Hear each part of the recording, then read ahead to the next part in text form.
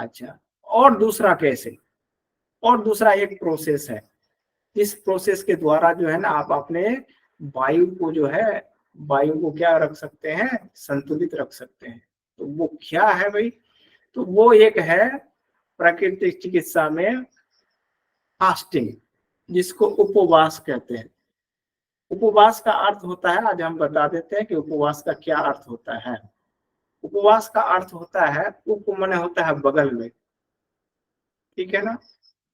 अच्छा, उसके बाद वास माने होता है बैठना। तो उपवास क्या है? तो उपवास एक ऐसा प्रोसेस है जिस प्रोसेस के द्वारा आप जो है आत्मा के करीब जाके बैठ जाते हैं। उस दिन जो है आपका मन जो है ना पूरा पूरी स्पिरिचुअलिटी में क्या हो जाता है, स्पिरिचुअलिटी के बगल में जाके बैठ जाते हैं, ठीक है। इसीलिए इसको कहते हैं उपवास। तो उपवास के द्वारा भी जो है आप अपने शरीर का जो वायु है उसको आप संतुलित कर सकते हैं। तो अगर इसका जो रेशियो होना चाहिए, उपवास का जो रेशियो होना चाहिए, वो रेशियो होना चाहिए एक साइकिल में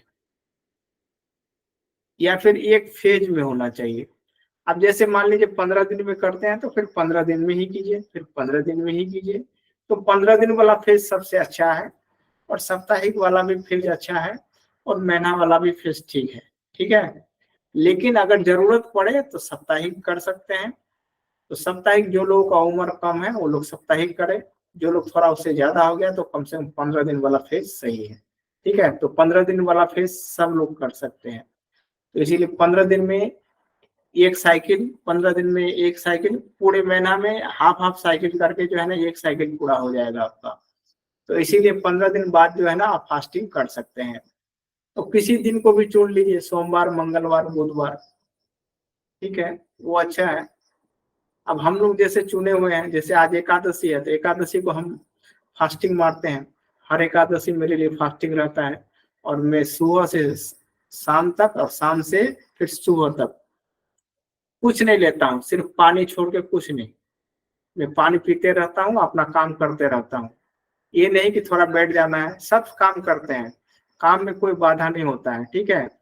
और फास्टिंग के दिन तो और ही एनर्जी बढ़ जाता है, काम करने की क्षमता जो है ना और बढ़ जाता है। तो इसके द्वारा भी जो है आप क्या कर सकते हैं, इसके द्वारा अपने वायु को जो है वो संतुलित कर सकते हैं। तो ये दो ही मेथड है।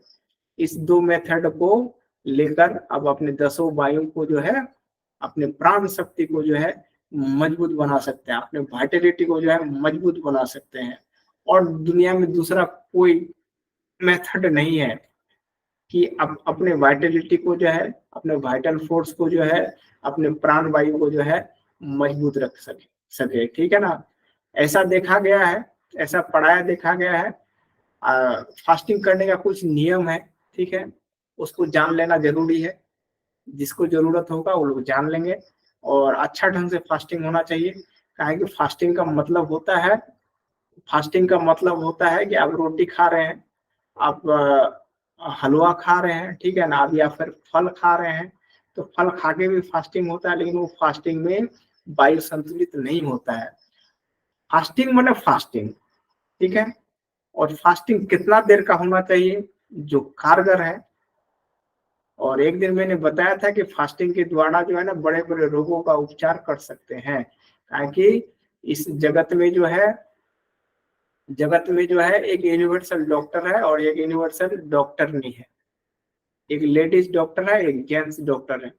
तो जो जेंट्स डॉक्टर है उसका नाम है उपवास चंद, ठीक है। उपवास चंद यानी फास्टिंग को हिंदी में उपवास कहते हैं। तो इसको इसीलिए इसका नाम ऐसे ही हम रख दिए, इसका नाम है उपवास चंद। तो उपवास चंद के ऐसा एक डॉक्टर है जो किसी भी रोग को, चाहे दुनिया का कोई भी रोग आपको है, उस रोग को ये दूर कर सकता है। इसके अंदर इतना बड़ा क्षमता है कि दूर कर सकता है। तो इसीलिए जो लोग फास्टिंग करने के लिए इच्छुक हैं वो लोग कर सकते हैं। तो इसीलिए हम तो बोलेंगे कि कम से कम जो है 15 रोज में जो है ना एक दिन तो फास्टिंग जरूर मारिए।